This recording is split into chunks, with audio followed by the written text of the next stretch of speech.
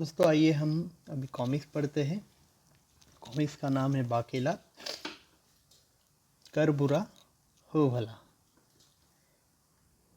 तो आगे चलते हैं दोस्तों। ये बाकेलाल है। इस कहानी का चित्रांकन किया है बेदी ने और इसकी कहानी लिखी है पपिंदर जुनेजा ने। संपादक थे उनके मनीष चंद्रगुप्त। और ये कहानी आपको राज कॉमिक्स में अवेलेबल मिलेगी। तो ये देखिए, ये हम चलते पहले इसमें। यदि मैं महाराज से कह दूं,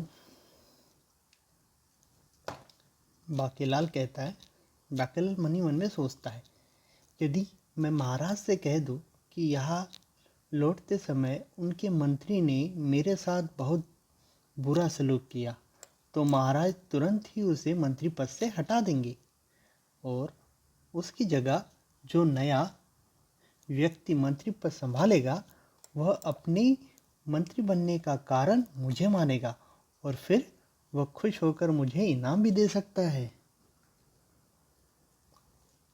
आप देखिए,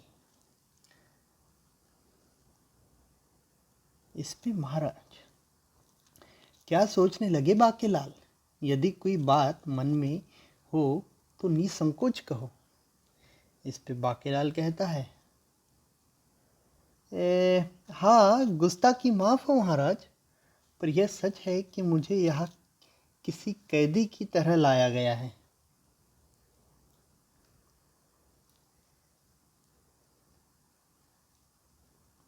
महाराज चौंक गए। क्या मतलब? तुम कहना क्या चाहते हो बाकेलाल? इस पे बाकेलाल कहता है, महाराज, दरअसल आज मेरी तबीयत कुछ खराब थी। यही बात बार बार मैं मंत्री धर्म सिंह के सामने दोहराता रहा, पर मेरी बात सुने बगैर मुझे अपमानित कर जबरन यहाँ से लाया गया। इस पे महाराज बहुत बड़े गुस्सा हो गए। क्या ऐसा बुरा व्यवहार राज अतिथि के साथ? ठीक है, हम धर्म सिंह को उसकी गुस्ताखी की सजा कल भरे दरबार में देंगे।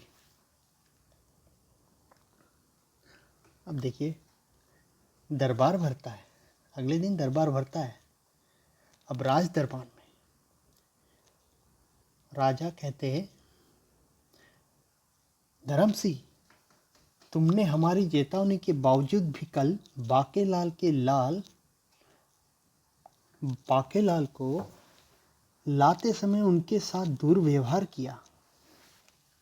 उस पे मंत्री जी कहते हैं, क्षमा महाराज, मेरे कई बार आग्रह करने के बावजूद भी यह हमारे साथ आने को तैयार न थे और बीमार होने का बहाना बना रहे थे। अतः विवश हो इतने में महाराज ने उनको टोका, खामोश धर्म सिंह, हम कुछ सुनना नहीं चाहते। तुमने न केवल राज अतिथि का अपमान ही किया है, बल्कि राजाज्ञा का उल्लंघन भी किया है। इसकी सजा के तौर पर हम तुम्हें इसी समय मंत्री पद से हटाते हैं। सब लोग अचंभित हो जाते हैं। क्या क्या ऐसे बोलने भी लगते हैं। मंत्री कहते हैं, जो आज्ञा महाराज की।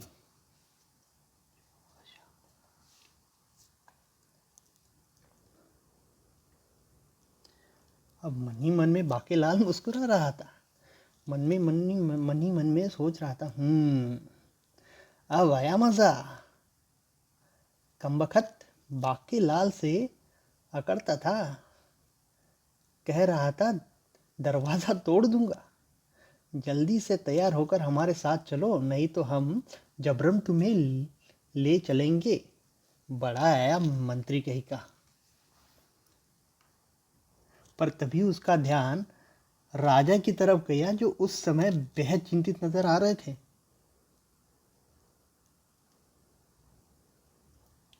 गुस्ताखी माफ महाराज, आप कुछ चिंतित नजर आ रहे हैं, ऐसा बाकेलाल कहता है।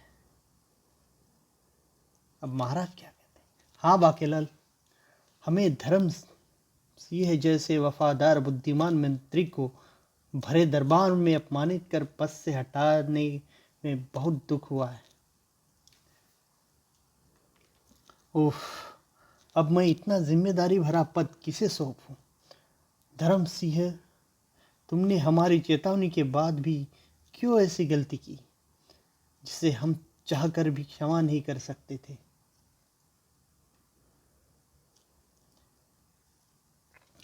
अब तभी विक्रम सिंह के राज्य का विशेष सलाहकार हंसमुख बोला, महाराज की जय हो। आपको इस विषय में ज्यादा सोचकर परेशान नहीं होना चाहिए।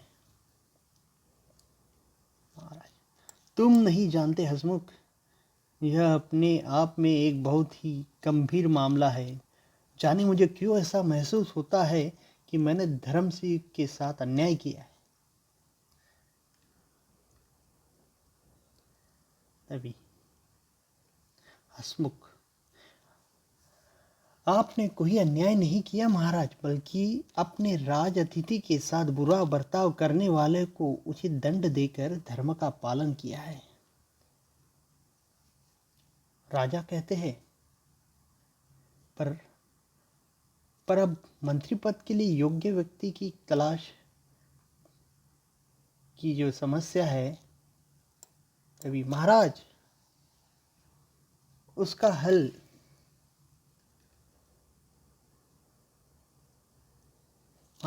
हल मेरे पास है।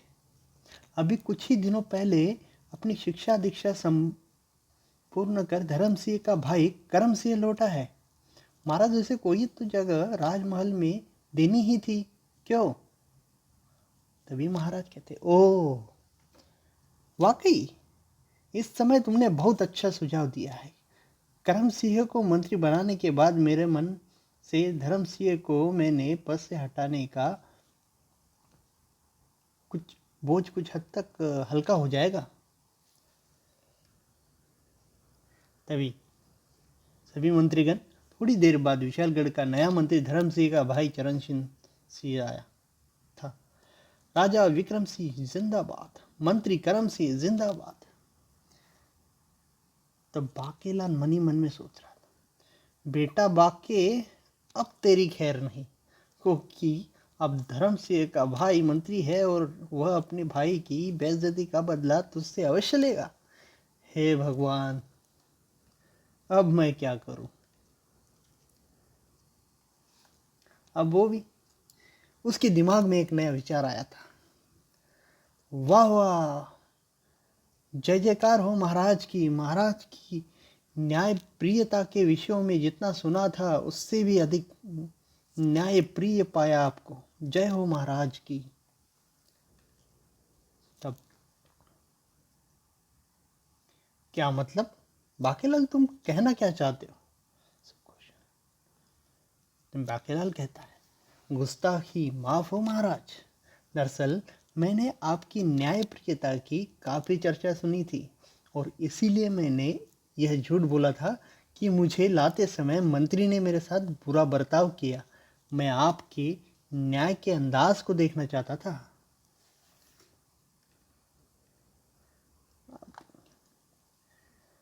महाराज, उफ बाकेलाल, यह तुमने मेरी और मेरे न्याय की बहुत कठोर परीक्षा ली है। तुम नहीं जानते, तुमने निर्दोष धर्म सिंह पर अनजाने में सही पर किया तो अत्याचार ही है। बाकेलाल, तो क्या हुआ महाराज? आप उन्हें फिर से मंत्री का कार्यभार सौंप दो। महाराज कहते, नहीं, यह संभव नहीं, क्योंकि अब हम मंत्री का पद उसके छोटे भाई को दे चुके हैं और अब अकारण ही हम उसे उस पद से नहीं हटा सकते। वाह, क्या न्याय प्रियता है। ओ, अब धर्म सिंह के साथ हमें क्या न्याय करे। तभी तभी उसका विशेष सलाहकार हसमुख एक बार फिर सामने आया। महाराज की जय हो, आपको इस बात पर जरा भी चिंतित नहीं होना चाहिए। लगा फिर से सुझाव दे। देखो महाराज, हमारे महामंत्री आज से 1 माह के सेवा मुक्त होने वाले हैं और उसकी उम्र 70 वर्ष होने में सिर्फ 1 माह बाकी है और यह उस समय बीमार है। अब इस समय बीमार है, इसलिए उन्होंने दरबार से 1 माह का अवकाश भी ले रखा है। तुम कहना क्या चाहते हो हसमुख? महाराज बोले। अब हसमुख क्या कहता है? यही कि अपने भूतपूर्व मंत्री धर्म सिंह इस योग्य है कि उन्हें इस राज्य के महामंत्री का कार्यभार सौंप दिया जाए। वाकई हसमुख, तुम हमें समय समय पर ठीक सुझाव देते रहे हो और आज भी। यह तो मेरा कर्तव्य है महाराज। आगे फिर थोड़ी देर बाद जब धर्म सिंह को महामंत्री का पद सौंपा जा रहा था, तभी सब लोग राजा विक्रम सिंह की जय, महामंत्री धर्म सिंह की जय, हे भगवान, जान बची लाखों पाए, ऐसा बाकेलाल सोचने लगा। आगे देखते हैं। और उसी रात बाकेलाल जब विशालगढ़ राज्य की अतिथिशाला में अभी सोने की तैयारी कर रहा था कि तभी महामंत्री धर्म सिंह अपने भाई मंत्री करम सिंह के साथ वहां पहुंचा। बाकेलाल जी, वाकई आप तो बहुत महान इंसान हैं। जी ऐसी कोई बात नहीं। खैर जाने दीजिए। किसी भी महान व्यक्ति को अपने मुंह पर अपनी तारीफ अच्छी नहीं लगती, पर आप हम दोनों भाइयों की तरफ से यह तुच्छ भेंट स्वीकार करें। और बाकीलाल मन ही मन अपनी पीठ ठोक रहा था।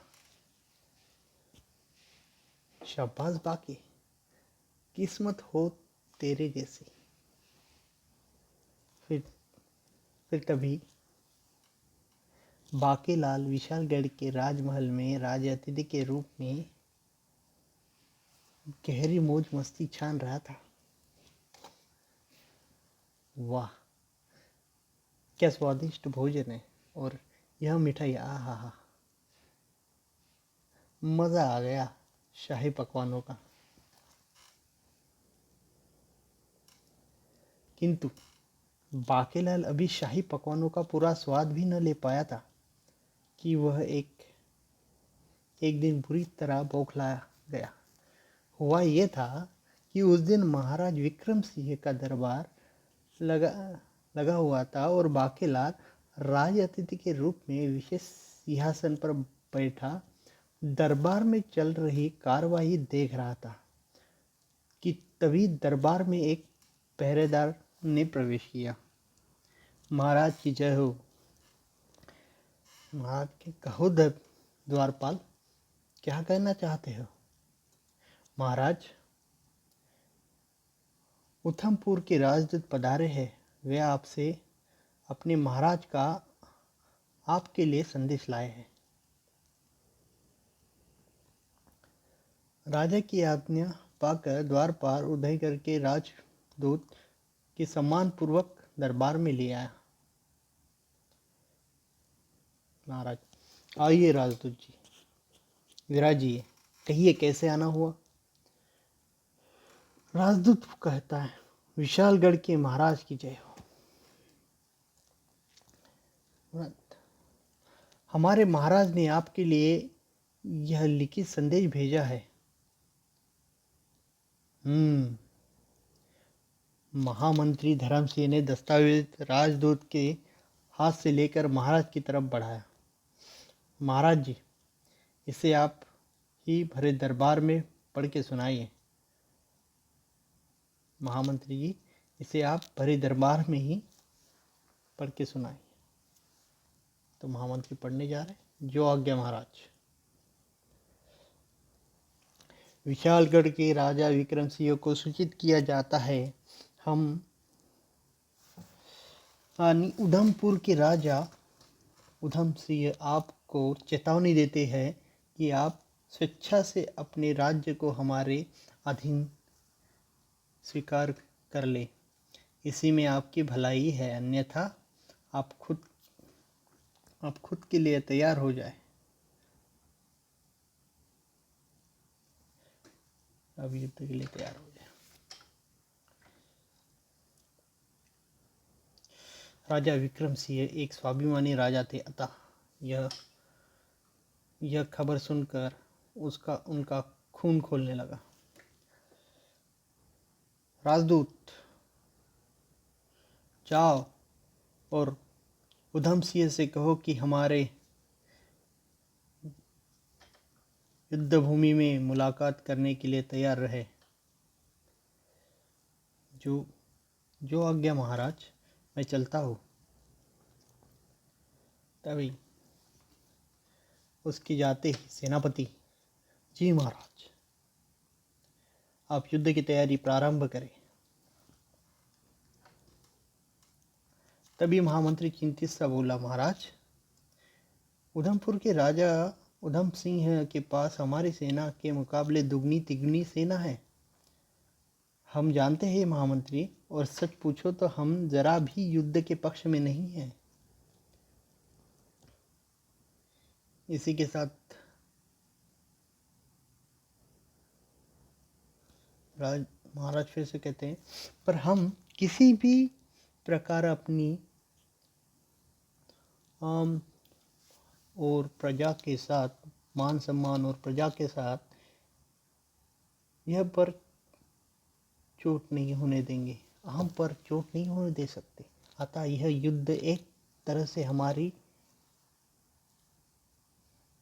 मजबूरी है। आप देखिए,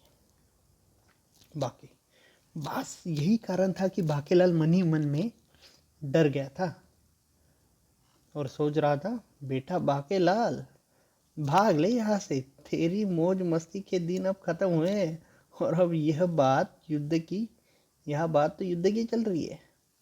और अपने राजा विक्रम सिंह की सेना भी चिपक के मुकाबले में आधी है। अतः बेटा, भलाई इसी में है कि तू अब महाराज से विदा ले और यहाँ से फूट ले।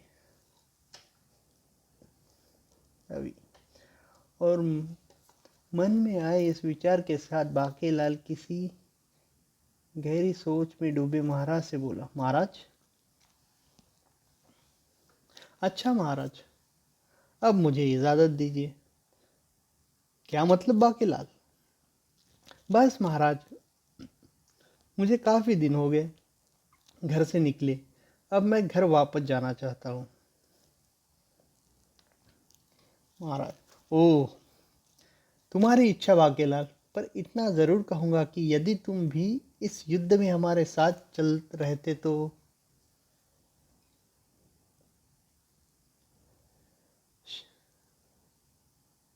शायद तुम्हारी बुद्धि और सुझाव से हमारी सेना को और कुछ लाभ पहुंचता।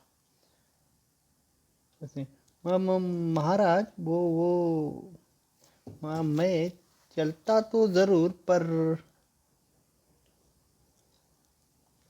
पर इससे पहले कि बाकेलाल अपनी पूरी बात करे या कोई नया बहाना बनाता, महामंत्री ने हस्तक्षेप किया। चाहे जो भी हो बाकेलाल जी, इस समय तो आपको हमारे महाराज की बात मानकर अपने देश की, अपने राज्य की जनता का पूरा सहयोग करना चाहिए। हाँ हाँ हाँ महामंत्री जी, ठीक कहते हैं बाकेलाल जी। जी ठीक है, जैसा आप लोग चाहोगे वैसा ही होगा। और इसी के साथ दरबार में खुशी की लहर दौड़ गई और सब लोग बोलने लगे, बाकीलाल जी की जय हो, महाराज विक्रम सिंह की जय हो। और बाकीलाल मन में मन सोच रहा है, साले जबरदस्ती मौत के मुंह में धकेल रहे हैं, बाकीलाल की जय कर रहे हैं। चलो अब युद्ध के मैदान में।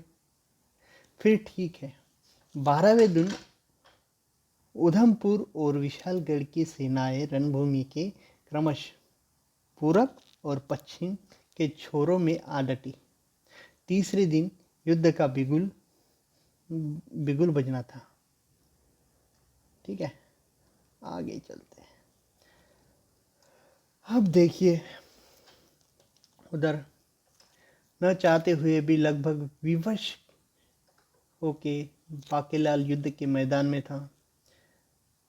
सोचने लगा, हे भगवान, अब क्या होगा? प्रभु रक्षा करना मेरी, मैं अभी मरना नहीं चाहता। पर साथ ही बाकीलाल अपनी उल्टी खोपड़ी की किसी ऐसी योजना के ताने ये सुनने लगा जिससे उसकी जान इस जंजाल से बच सके। वो सोचने लगा, इस गले की पड़ी मुसीबत से किसी तरह बच निकल बेटा बाकी, वरना तू मारा जाएगा। पर कैसे निकला जाए इस मुसीबत से?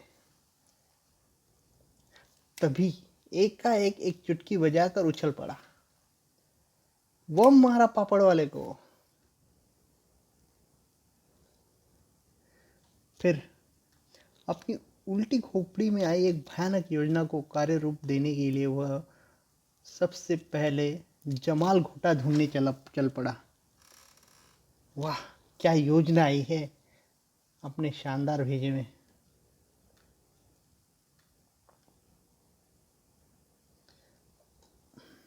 और दूसरे दिन सुबह भंडार में जाकर उसने मौका देखा और फिर सैनिकों के लिए बन रहे भोजन में उसने जमाल घोटा मिला दिया। पर वह इस बात से बेखबर था कि एक सैनिक ने उसे पक रहे भोजन के साथ कुछ मिलाते हुए देख लिया था।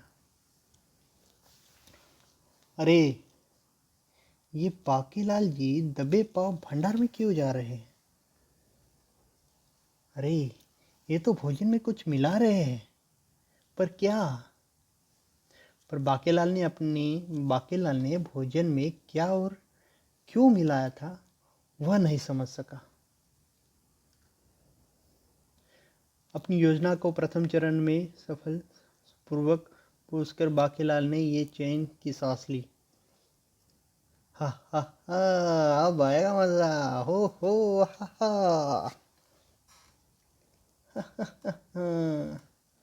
अब जैसे ही सैनिक भोजन करेंगे तो हो उन्हें 10 के ऊपर 10। हा हा।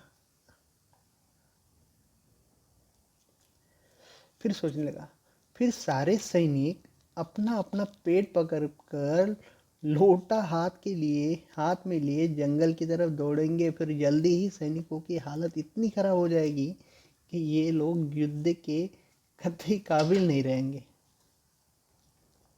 मैं चुपके से मौका देकर यहाँ से खिसक जाऊंगा और उधमपुर के राजा उधम सिंह के खेमे में जाकर उन्हें यहाँ की सारी स्थिति समझा दूंगा। और तब उधमपुर की सेना शीघ्र ही आक्रमण कर देगी और फिर आनंद फानंद बिना किसी खास कठिनाई के उधमपुर की सेना विजय प्राप्त कर लेगी। और फिर उधमपुर के राजा मेरे इस कारनामे से प्रसन्न होकर मुझे ढेर सारा इनाम देंगे। अब मन कर रहा था कि राजा विक्रम सिंह से कि मुझे युद्ध के 2 मैदान में न ले चले, पर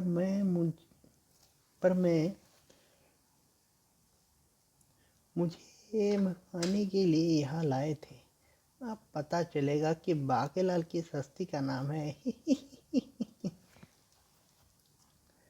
उधर बाकीलाल यानी राम मन ही मन कल्पना के महल बना रहा था और इधर नित्य नियम कर्मों से नियुक्त सैनिकों की पहली टुकड़ी भोजन करने लगी। और जैसे ही सैनिकों ने भोजन करके उठे, भोजन के लिए जमाल कोटी ने अपना असर दिखाना शुरू कर दिया।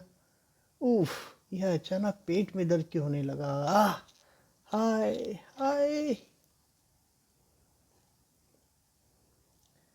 और अगले ही क्षण भोजन कर चुके सैनिक हाथों के लिए लोटा लिए जंगल की तरफ दौड़ने लगे। और जब सैनिकों की दूसरी टुकड़ी ने भोजन किया तो उनकी भी हाल हुआ। उफ, हाय हाय हाय।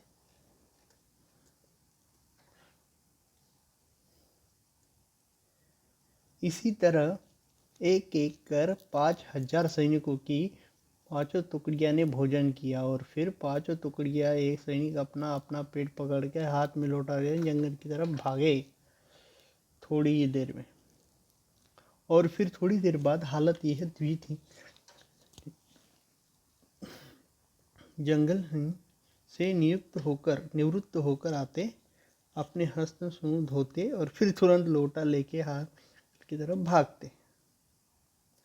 उफ, हाय। ऐसे कुछ ही देर में सैनिकों के चेहरे पर कदर मुरझा गए कि वर्षों से पुराने रोगी नजर आने लगे।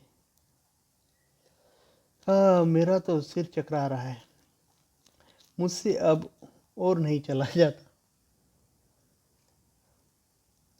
तभी महाराज विक्रमसेन ने खेमे में, कहो जवान, तुम क्या कहना चाहते हो। महाराज की जय हो। महाराज, हमारी सारी सेना को एकाएक दस्त की भयंकर बीमारी लग चुकी है। सब बुरी तरह परेशान है। क्या? ये तुम क्या कह रहे हो जवान। महाराज, मैं ठीक कह रहा। और अपनी बात पूरी करने से पहले सैनिक ने अपना पेट पकड़कर बाहर की तरफ भागा। महाराज, और इसी सूचना के साथ कि राजा विक्रमसिंह के छक्के छूट गए। ओह हे ईश्वर, यह तूने मुझे किस धर्म संकट में डाल दिया है। मैं क्या करूं भगवान। उफ, अब क्या होगा। पराजय तो पहले ही निश्चित थी, पर इस तरह जिल्लत भरी पराजय, हे भगवान। फिर कुछ सोचकर महाराज ने महामंत्री को बुलवाया। महामंत्री जी, हमें पता लगा है कि हमारी पूरी सेना में दस्त की भयानक बीमारी फैल चुकी है। आप अभी जाकर इस बीमारी का कारण पता लगाइए। महामंत्री जी, जो आज्ञा महाराज। तभी बीमारी का कारण जानने के लिए महामंत्री सैनिकों के खेमे में पहुंचा और पूछताछ करने लगा। जल्दी ही इस पूछताछ का नतीजा सामने आया और वह सैनिक जिसने बाकीलाल को भोजन पे कुछ मिलाते देखा था, वह डरता हुआ सामने आया। जी हुजूर, मैंने सुबह भंडारे में बाकीलाल जी को भोजन में कुछ मिलाते देखा। क्या बात है जवान, डरो नहीं, जो कहना चाहते हो साफ कहो। क्या तुम बकते हो जवान। क्या तुम बकते हो जवान। भला बाकीलाल जी भोजन में क्यों कुछ मिलाने लगे। क्षमा करे हुजूर, मैं सच कहता हूँ। भला ये सैनिक क्यों झूठ बोलने लगा। मेरी तो समझ में नहीं आता कि मैं क्या करूँ। मुझे तो सिर्फ इस बात की खबर महाराज को कर देनी चाहिए। तुरंत ही महामंत्री ने यह बात महाराज को बताई और पूरी बात सामने। यह आप क्या कह रहे हैं। महामंत्री जी, नहीं, यह नहीं हो सकता। पर महाराज, इस सैनिक ने खुद बाकीलाल को तैयार हो रहे भोजन में कुछ मिलाते देखा। समझ नहीं आता। भला बाकेलाल भोजन में क्या गड़बड़ी कर सकता है और उसे इससे क्या लाभ होगा? महाराज, मेरे ख्याल से तो पहले राजवैद्य भोजन का परीक्षण कराया जाए ताकि वो सही निर्णय लिया जा सके। जैसा चाहो वैसा करो महामंत्री जी, हमारे तो कुछ समझ में नहीं आ रहा है, आखिर ये हो क्या रहा है। तभी महामंत्री ने वही राजवैद्य को बुलवाया और साथ ही भंडारे के से थोड़ा सा भोजन भी। वैद्य जी, आप इस भोजन का परीक्षण करके बताइए कि इसमें कुछ मिला हुआ तो नहीं। अभी लीजिए हुजूर। तभी वैद्य जी भोजन लेकर अपनी में आए और तरह तरह से उसका परीक्षण करने लगे। और राज्य वैद्य ने जल्द ही भोजन में मिले जमाल घोटे का रहस्य जान लिया। ओह, भोजन में तो जमाल घोटा मिलाया गया था। मुझे तुरंत इस बात की सूचना महाराज को देनी चाहिए। फिर हुजूर, इस भोजन में जमाल घोटा बहुत अधिक मात्रा में मिलाया गया है। क्या? तभी राजा गुस्से में, ओह नीच कमीने बाकेलाल, हम तुम्हें ऐसी सजा देंगे कि। महामंत्री जी, फौरन बाकेलाल को बंदी बनाकर हमारे सामने पेश किया जाए। जो आज्ञा महाराज। तभी और इधर बाकेलाल अपनी ही फिराक में भागने की फिराक में था। अब मेरा यहाँ का काम पूरा हुआ, मुझे अब यहाँ से भाग निकलना चाहिए और फिर यहाँ की पूरी स्थिति की जानकारी उधमपुर के राजा को देनी चाहिए। पर अभी बाकेलाल भागने की तैयारी कर ही रहा था कि खबरदार बाकेलाल, भागने की कोशिश मत करना, सैनिकों पकड़ लो इसे। बोले क्या? पर क्यों? सैनिकों ने तुरंत आगे बढ़कर बाकेलाल को दबोच लिया। इस हरकत का मतलब महामंत्री जी, आखिर आप कहना क्या चाहते हैं?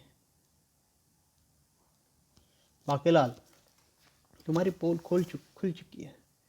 तुमने न केवल हमारे महाराज से नमक हरामी की है बल्कि पूरे राज्य के साथ गद्दारी की है।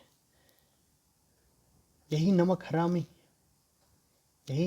हराम कि तूने भोजन में जमाल घोटा मिलाकर हमारी सारी सेना को लगभग नाकास कर दिया है। इस प्रकार से तूने हमें जीते जी मार डाला है, दुष्ट। अपनी पोल खुलती देख बाकेलाल पूरी तरह घबरा गया, किंतु किसी तरह अपने होश हवास पर काबू करके बोला, यह आप किस पर इल्ज़ाम लगा रहे हैं महामंत्री जी? आप नहीं जानते हम विशालगढ़ राज्य के राज अतिथि हैं। मैं आपकी यो की शिकायत महाराज से करूंगा। धोखेबाज, याद रख, तुझे भोजन में जमाल घोटा मिलाते हुए जिस सैनिक ने देखा था खुद उसी ने तेरी शिकायत महाराज से की है और महाराज ने हुक्म से ही मैं तुम्हें गिरफ्तार करने आया हूँ। बेटा बाके, अब तेरा खेल खत्म। अब तेरी पोल तो खुल गई और अब महाराज तुझे सिर्फ एक ही सजा देंगे, मौत, मौत और सिर्फ मौत। मुझे माफ कर दीजिए हुजूर। खामोश नमक हराम, सैनिकों ले चलो इसे बांधकर महाराज के सामने। महामंत्री ने बाकेलाल को महाराज के सामने पेश किया। बोल दुष्ट, क्यों की तूने ऐसी नीच हरकत? बता, बोल दुष्ट, बोल। वो माफी, रहम महाराज, रहम। बाद खामोश नीच, तुमने हमारे साथ ही नहीं बल्कि अपने देश, अपने साथियों के साथ गद्दारी की है। हम तुझे कभी माफ नहीं कर सकते। महाराज मुझे। चुप हो जा मक्कार। महामंत्री जी, आप इसे फौरन मेरी आंखों के सामने से हटा दीजिए। कल युद्ध आरंभ होने से पहले हम खुद अपने हाथों से इसका गला काटेंगे। यही इसकी सजा है। रहम महाराज, रहम। सैनिकों, ले जाओ इसे। नहीं। फिर सैनिक बाकीलाल को घसीटते हुए वहां से ले गए। आगे इधर उधमपुर के राजा उधम सिंह के खामे में बुद्धिमान जासूस पोपटलाल और चौपट लाल अपने राजा उधम सिंह के सामने सिर झुकाकर खड़े थे। इसमें कोई शक नहीं कि आप दोनों विलक्षण सूझबूझ वाले हैं, या यह कहा जाए कि आप दोनों हमारी सेना की रीढ़ है, तो कोई अतिशयोक्ति नहीं होगी। महाराज, ये तो आपका बड़प्पन है, वरना हम किस काबिल है। तभी यह आप दोनों द्वारा लाई गई दुश्मन सेना की गुप्त जानकारी है, जिसकी बदौलत हमने कई देशों में बड़ी सरलता से विजय प्राप्त की है। और आज भी हम चाहते हैं कि आप दोनों फौरन यहाँ से जाकर किसी प्रकार विशालगढ़ की सेना का जायजा ले और शाम तक अपनी जानकारी हमारे सामने पेश करें। आज्ञा का पालन होगा अन्नदाता। ऐसे कह के वो जासूस पोपटलाल और चौपटलाल अपने राजा की आज्ञा अनुसार चल पड़े, विशालगढ़ की सेना की स्थिति जानने का जायजा लेने। कुछ देर बाद आगे चलने के बाद, भाई पोपट, देखो सामने विशालगढ़ के सैनिक। नहीं पोपट, वे शायद नित्य कर्मों से निपटने जंगल जा रहे हैं। देख नहीं रहा, सबके हाथों में लोटे हैं। हाँ भाई चौपट, वो तो इधर ही आ रहे हैं। क्या हम दोनों उसकी नज़र में आ जाएंगे?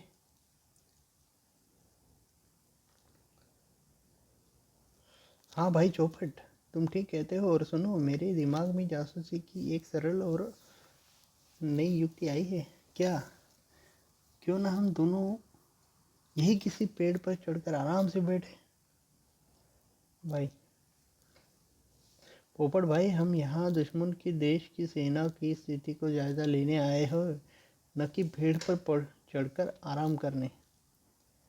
पोपट भाई, चौपट भाई, बात समझने का प्रयत्न करो। देखो, दुश्मन देश का प्रत्येक सैनिक नित्य कर्म से निपटने इधर से होकर ही जंगल जाएगा, और हम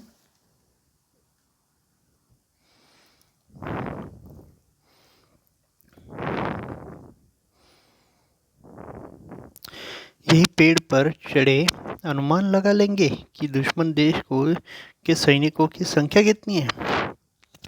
मान गया भाई पोपट, तेरे दिमाग को क्या धांसू तरकीब आई है तेरे भेजे में। फिर देख किस बात की प्यारे, फिर देर किस बात के प्यारे, चढ़ लो इस बरगद के पेड़ पर। ठीक है, चलो। फिर दोनों जासूस सामने खड़े विशाल बरगद के पेड़ पर चढ़ गए और सामने से जंगल पानी के लिए जा रहे विशालगढ़ के सैनिकों की गिनती करने लगे। फिर कुछ देर में, चौपट, तुम्हारे अनुमान से अब तक कितने सैनिक निवृत्त होकर वापस जा चुके होंगे? करीब 50-55 हजार सैनिक। और हमारा अनुमान क्या था?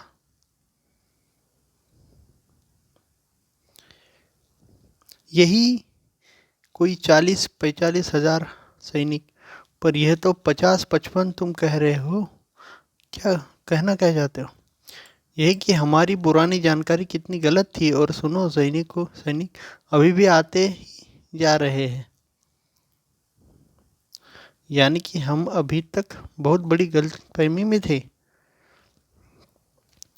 यह वही समय था जब विशालगढ़ के सैनिकों के दस्त की भयंकर बीमारी लगी हुई थी और ये बार बार लोटा हाथ में उठाए जंगल की ओर भाग रहे थे।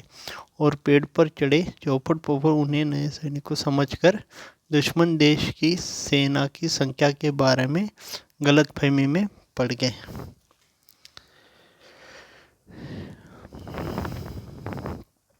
अब सैनिक निरंतर आते जाते रहे और यह देख जासूस पोपटलाल और चौपटलाल के चेहरे पर पसीने चमक। भाई चौपट, विशालगढ़ के महाराज के पास इतनी बड़ी सेना, ताज्जुब है। इसमें ताज्जुब की क्या बात है भाई पोपट? पड़ोसी देश के राजाओं ने गुप्त मदद की होगी राजा विक्रम सिंह की। तुम शायद ठीक कहते हो। तुम्हारे ख्याल से अब तक कितने सैनिक नित्यक्रम से तो होकर जा चुके हैं? लगभग 2 लाख। और हमारे महाराज अपनी 70,000 की सेना के विशाल की सेना से मुकाबला दुगना समझ रहे हैं। चौपट भाई, तुम कहना क्या चाहते हो? यही कि हमारे महाराज को इस गलतफहमी में बहुत बड़ी पराजय का मुंह देखना पड़ेगा। चौपट भाई, हमें क्या, हमारे महाराज हारे या जीते, अरे भाई हम जासूस है। हमारा काम है दुश्मन देश के सैनिकों की जानकारी प्राप्त करना और प्राप्त जानकारी अपने राजा के सामने पेश करना। तुम शायद ठीक कहते हो भाई पोपट। आओ हम यह गर्मा गर्म खबर अपने महाराज को दें। हाँ हाँ चलो भाई चौपट। तभी फिर थोड़ी देर बाद पोपट और चौपट अपने महाराज उधम सिंह के सामने आए। अन्नदाता, गुस्ताखी माफ। अन्नदाता, विशालगढ़ की सेना अपनी सेना के मुकाबले तिगुनी चौगुनी है। ये तुम क्या कह रहे हो चौपट?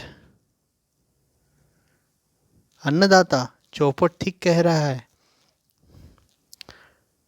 हम लोगों ने अपनी आंखों से विशालगढ़ की विशाल सेना देखी है। क्या?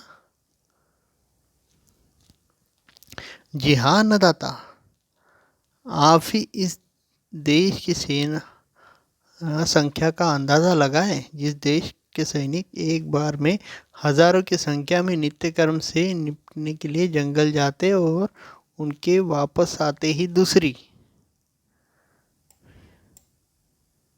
दूसरी टोली आती है और यही क्रम सुबह से लेकर दोपहर तक चलता है और पर सैनिक फिर भी आते जाते रहते हैं। ओह, हमारी जानकारी में तो विशालगढ़ की सेना इतनी बड़ी न थी। यह बात तो अपनी जगह सही है अन्नदाता, पर हमारा अनुमान है कि पड़ोस के कई राज्यों से मिलकर राजा विक्रम सिंह की मदद की है।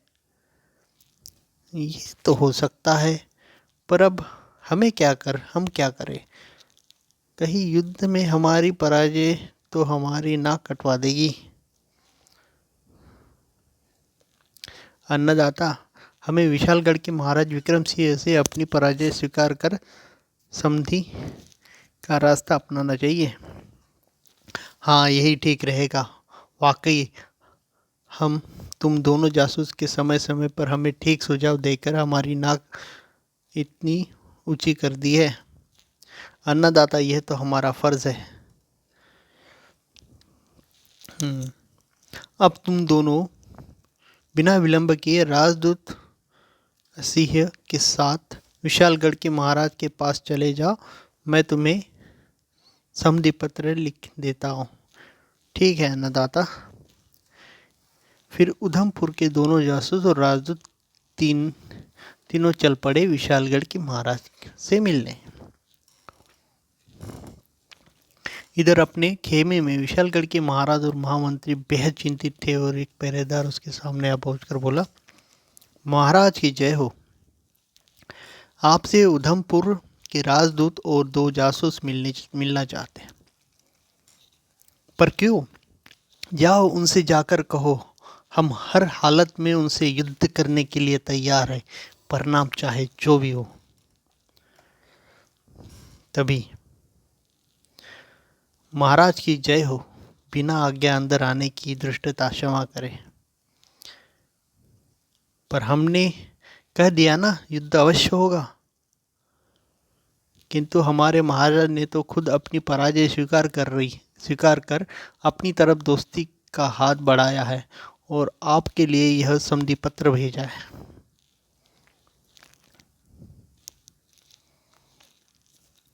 इस पत्र को तुम ही पढ़कर सुनाओ, क्या लिखा है तुम्हारे महाराज ने। जी महाराज।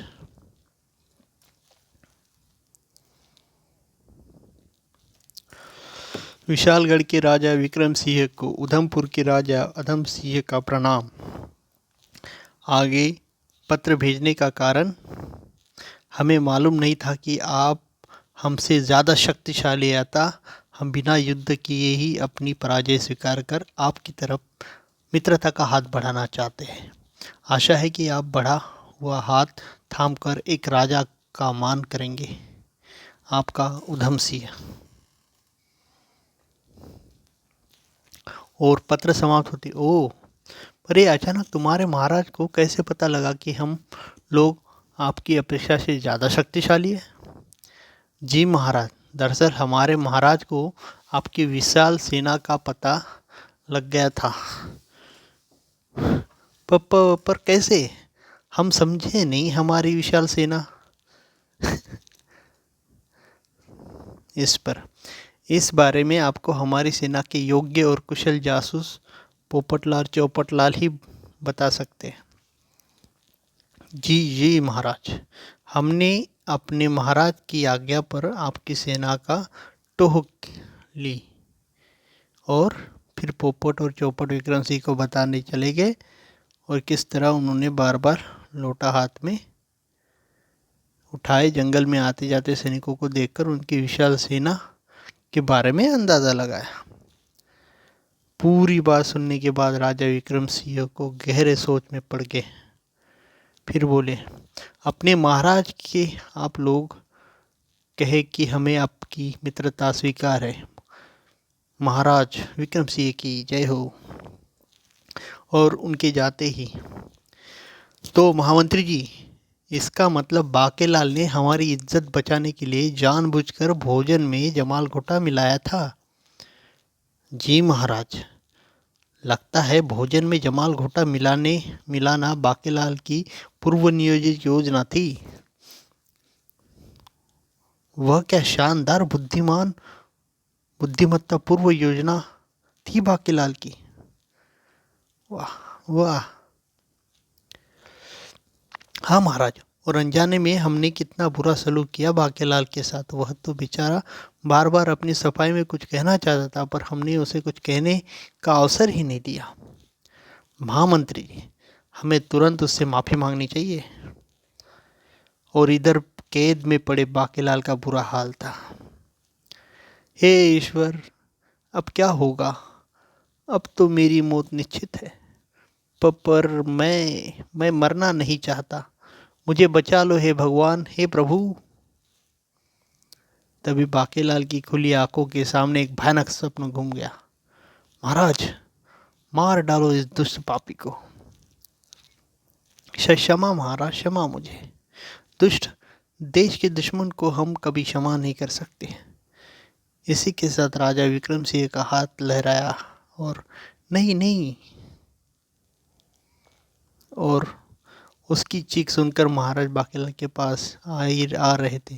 दौड़ते हुए वही पहुंचे। बाकेलाल, क्या हुआ, तुम चीख क्यों रहे? हाँ महाराज, मुझे मत मारो, मुझे क्षमा कर दो। और फिर आंसू बहाता हुआ बाकेलाल महाराज के पैरों में गिर गया। प्राणदान महाराज, क्षमा महाराज। अरे यह क्या करते हो बाकेलाल? माफ़ी तो हम खुद तुमसे मांगने आए हैं। महाराज की बात सुनते ही बाकेलाल की एक झटका सा लगा। बाके बेटा, तू कुछ मत भूल, बस चुपचाप सुनता रहे, देख आगे आगे होता है क्या। हाँ बाकेलाल, तुम्हारी दूरदृष्टा और चतुराई से हम पर आई मुसीबत टली है, और हमें नहीं मालूम कि भोजन में जमाल घोटा मिलाना तुम्हारी बुद्धिमत्ता पूर्व योजना का अंग है क्या? और बाकेलाल जी, हमने आप पर गलत संदेह कर आपसे बहुत बुरा व्यवहार किया है। हमें क्षमा कर दीजिए। विशालगढ़ की सेना को बाकेलाल की यह योजना बताई गई तो सभी बाकेलाल की जय जयकार कर उठे। क्या सोचने लगे बाकेलाल, तभी अभी तक हमें क्षमा नहीं किया। हाँ जी महाराज, कृपया आप मुझे शर्मिंदा न करें। वाकई क्या क्या चाल सोची थी बाकेलाल जी ने। हाँ हाँ हाँ, बाकेलाल जी ने हमारे पेट को थोड़ी तकलीफ देकर हमारे प्राण और इज्जत दोनों की रक्षा की है। बाकेलाल जी की जय हो। फिर विशालगढ़ वापस पहुंचकर महाराज विक्रम सिंह ने बाकेलाल को सम्मानित करने के लिए एक विशाल राजसभा का आयोजन किया। बाकेलाल जी, आपकी वजह से ही हमारे देश की इज्जत बरकरार है, जिसके लिए हम हृदय से आपके आभारी है और आपके साथ ही आपकी बुद्धिमानी पर खुश होकर आपको 2000 स्वर्ण मुद्राएं पुरस्कार के रूप में प्रदान करते। जी जी। मनी मन में बाकेलाल सोचने लगा, कमबख्त कितना कंजूस राजा है। अगर मेरी योजना सफल हो जाती तो उधमपुर के राजा मुझे 2-4 गांव इनाम में दे देते, पर हाय रे मेरी किस्मत, हर बात की तरह मेरी योजना की टांग टूट गई। इधर बाकेलाल अपनी किस्मत पर रो रहा था और देशवासी उनके मन के विचारों से अनभिज्ञ उसे विशेष सम्मान भरी दृष्टि से देख रहे थे। बाकेलाल की जय हो।